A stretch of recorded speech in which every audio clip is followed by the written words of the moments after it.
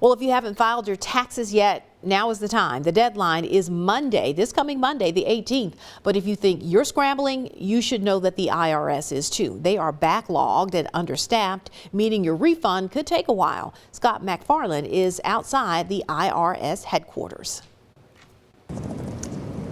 Dave Weinberg is always connected and says he can run his Maryland business from his home computer while walking the dog or even on a snowy spring day at the park. So he finds it particularly frustrating he spent so much time on hold trying to reach the IRS. You can't even get them on the phone 3 weeks at a time. You couldn't get them on the phone for weeks at a time? Weeks at a time. I mean, it was tax season, and that's not an excuse, though. They're chronically underfunded.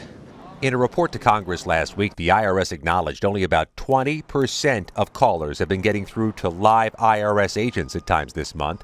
And that's actually an improvement over 2021 when just 11% of calls were answered.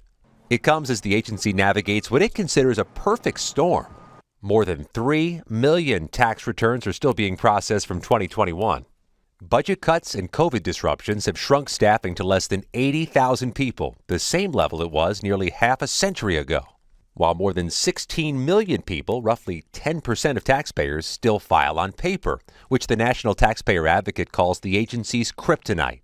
Often the people processing the paper are the same ones who answer the phones. On average, our hold times can range anywhere between 30 and 40 minutes.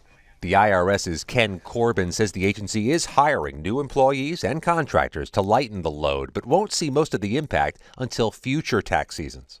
How many more do you need? I would say, we need thousands more employees still coming to join us. We are an aging workforce, and we know that we have to prepare for the future. Even as the tax season ends, the IRS is hiring thousands of new workers with job fairs all across the country in a tight job market where it's difficult to find applicants with knowledge of the tax code. If you are scrambling this weekend, the agency recommends you file electronically and use direct deposit. Scott McFarland, CBS News, Washington.